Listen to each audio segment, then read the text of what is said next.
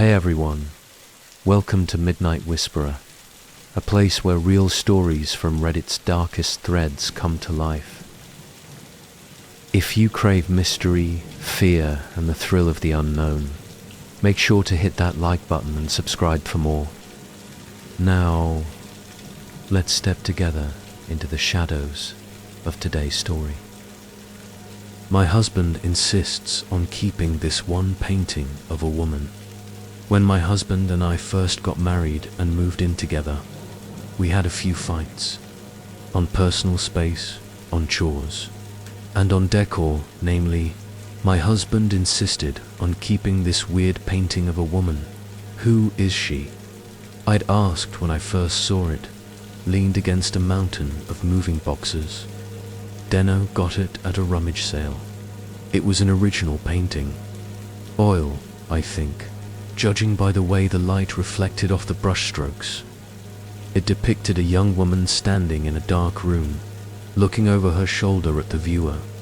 She was actually rather beautiful, blonde hair falling over her shoulders like a waterfall, a white cotton dress, a dainty, heart-shaped face that was somehow haunting rather than cute.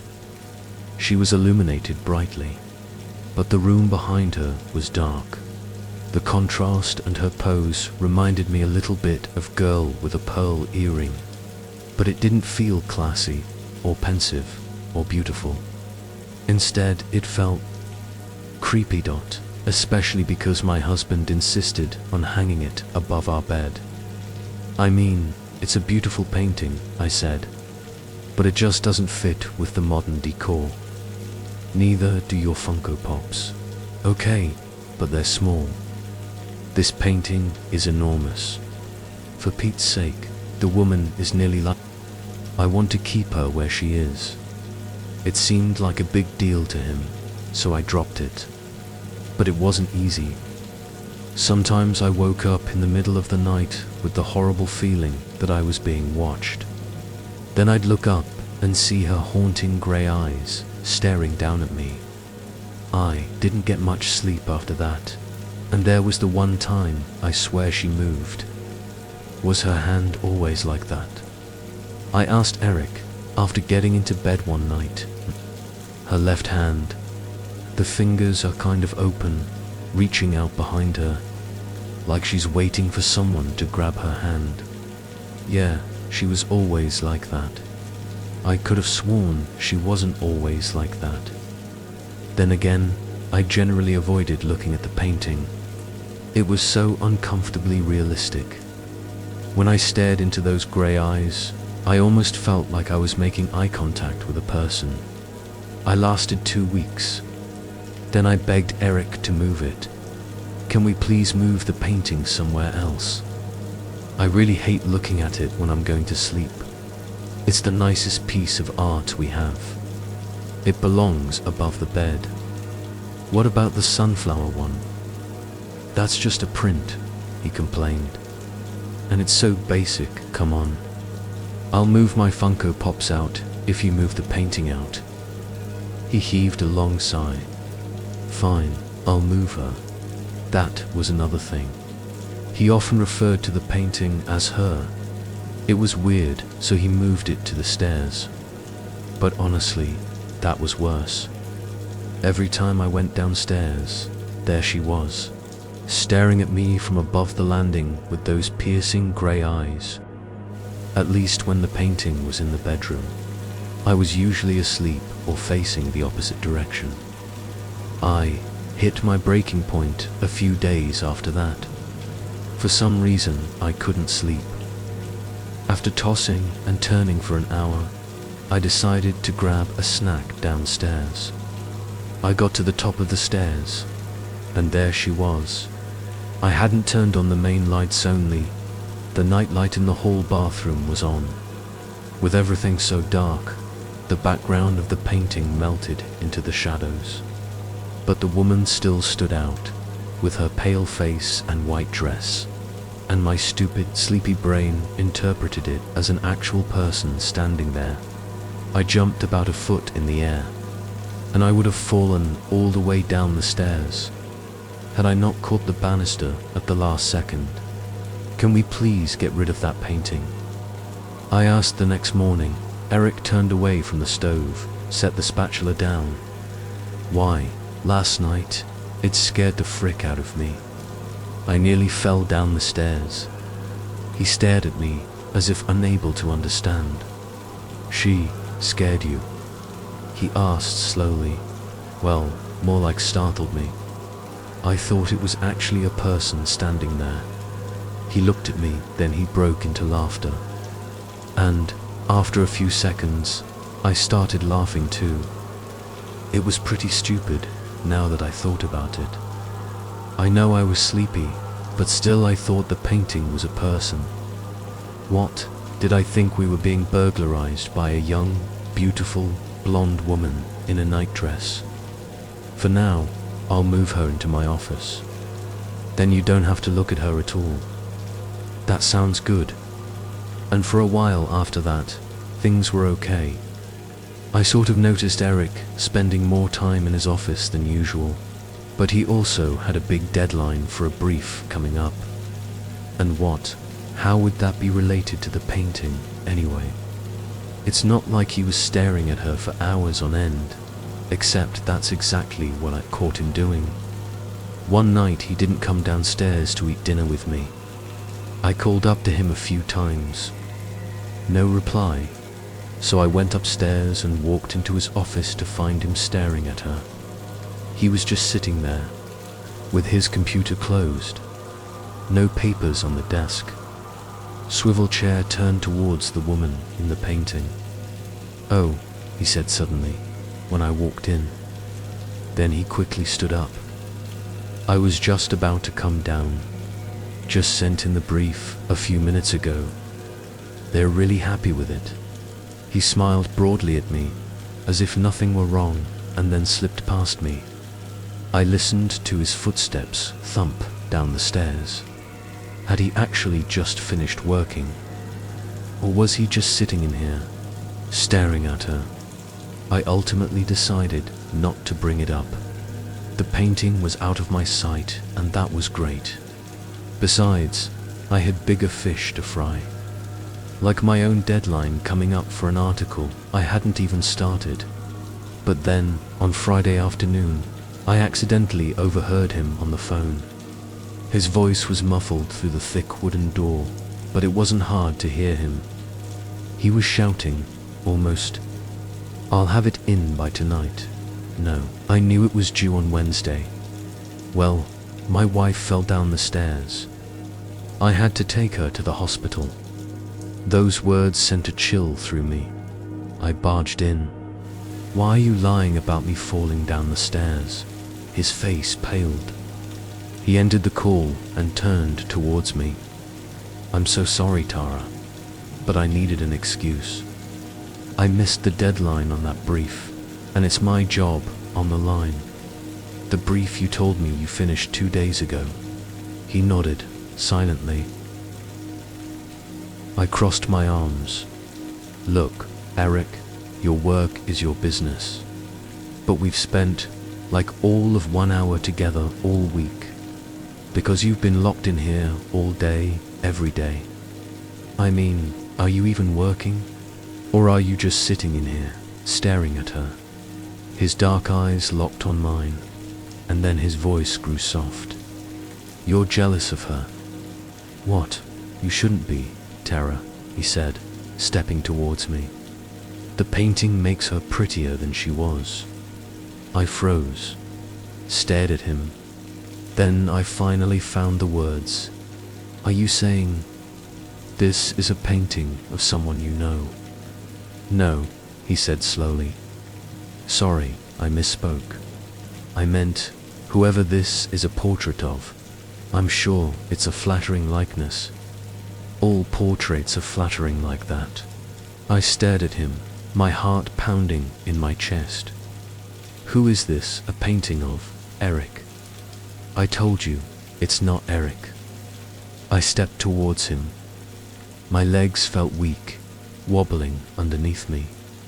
"Who is this a painting of?" He only shook his head. I couldn't sleep that night. I know, it sounds silly, being so worked up over a painting. But you have to admit, it was weird. He was obsessed with this thing, for whatever reason. Why didn't I see the painting when we were dating? Did he hide it away in the basement? That was the one place I'd never been. Had he built a little shrine down there? Painting, candles, the whole 9 yards. The thought of it made me sick. Is it an ex-girlfriend? An ex-wife even, that he never told me about? Getting a painting commissioned must have cost a fortune, especially a huge, detailed one like this. I mean, as much as I hated that thing, it was clearly done by someone incredibly gifted. The glint in those piercing grey eyes, the small dimple on her right cheek. But clearly, he wasn't keeping it to appreciate the artistry.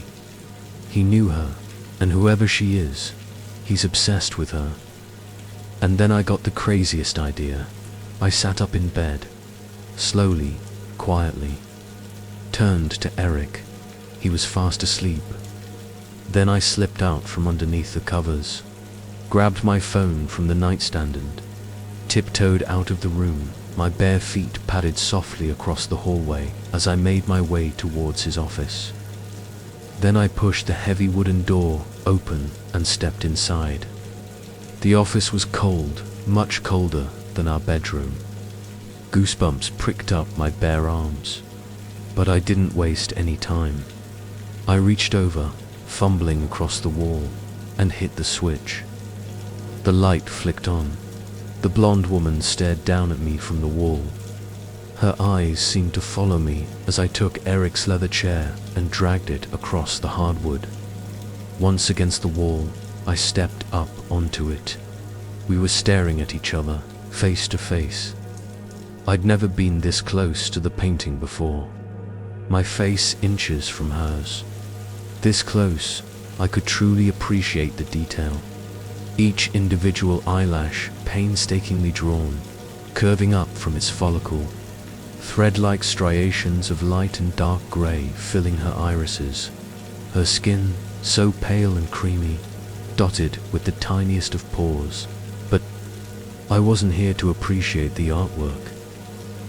Lifted my phone and took a photo. Then I brought up a reverse. Image search. It took a few minutes for me to find the right website and upload the photo. But when the results loaded, I gasped. I expected maybe one result, if I were lucky. Some sort of facial recognition that would match the painted face to a photo.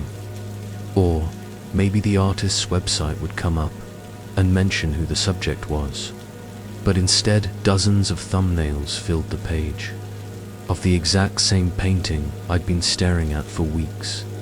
Fingers trembling, I clicked on the first one. It led to a news article. Search continues for missing Franklin art student. My heart dropped. Little black dots danced in my vision. I collapsed into the chair behind me, trembling, and began to read. Anya Kelsing, 23, went missing after a hike with her boyfriend. The two became separated when they came upon a bear. Her backpack was found roughly a mile from where the sighting occurred, but no trace of Anya was found.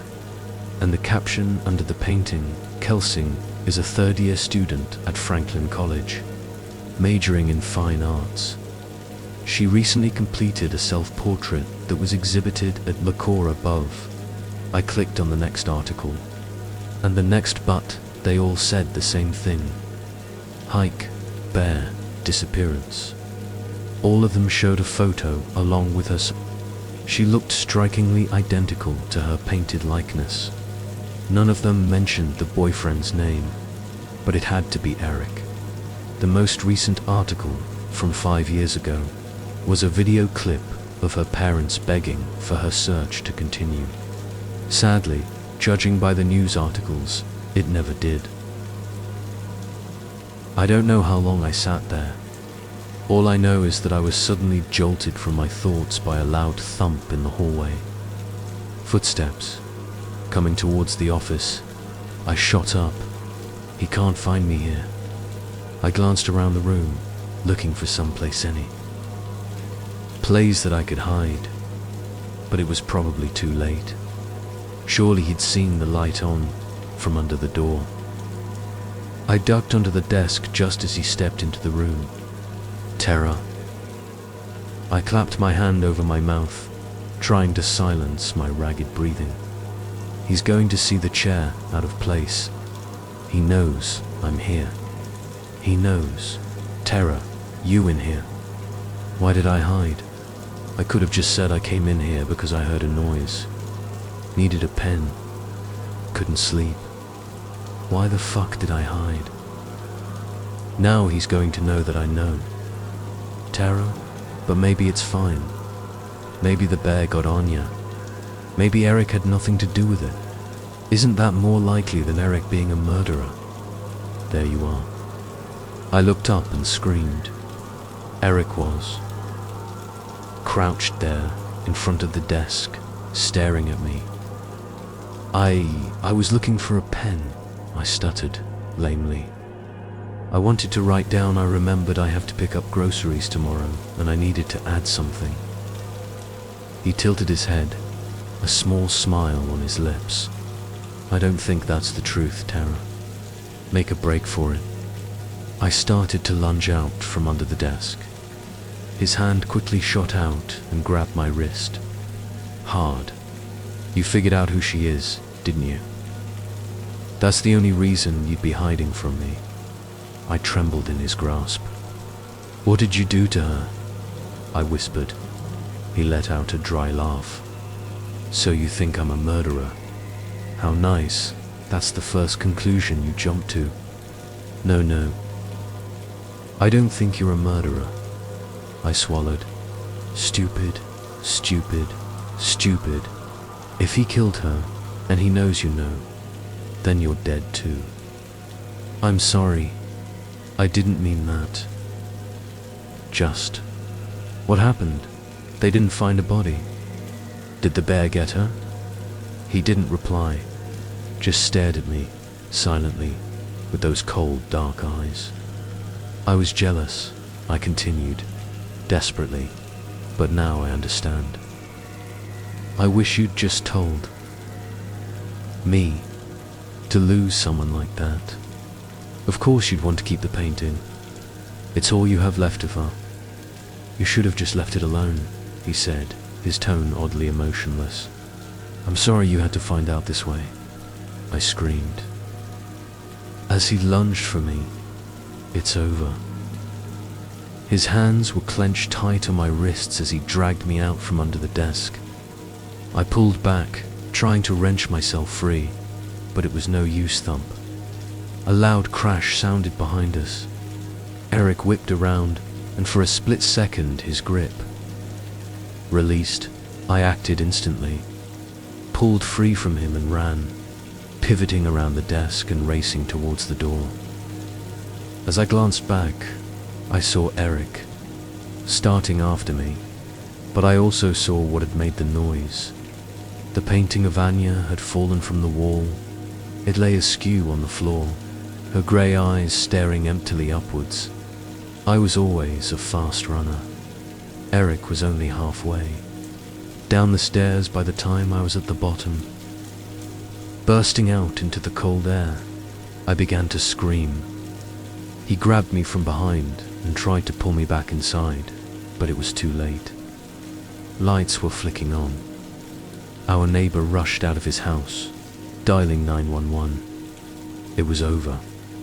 The police arrested Eric for assault. And once I told them my story of his obsession with Anya's painting, they were able to search our house. And hidden in his office drawer, in a small box, was a pair of gold earrings. The same earrings Anya wore on the hike that day. The case is slowly mounting against him. I'm hoping, praying Anya gets justice and that a jury convicts him of her. Horrible murder. And would he have done the same to me if I hadn't escaped? if Anya's painting hadn't fallen off the wall. There was an explanation, of course. When Eric had moved the painting to his office, he'd mistakenly installed one of the hangers into pure drywall. The weight of the painting had caused it to rip out, and the painting fell. But sometimes I think Anya was watching over me, that her self-portrait carried a piece of her. And that night, she'd protected me from falling victim to the monster who ended her life. The painting now hangs up in my foyer. Every day I walk by it, and new details pop out at me. The deep shadowy green of the room behind her, a perfectly painted strand of blonde hair, the glint in her piercing grey eyes, and sometimes I think she's smiling back at me.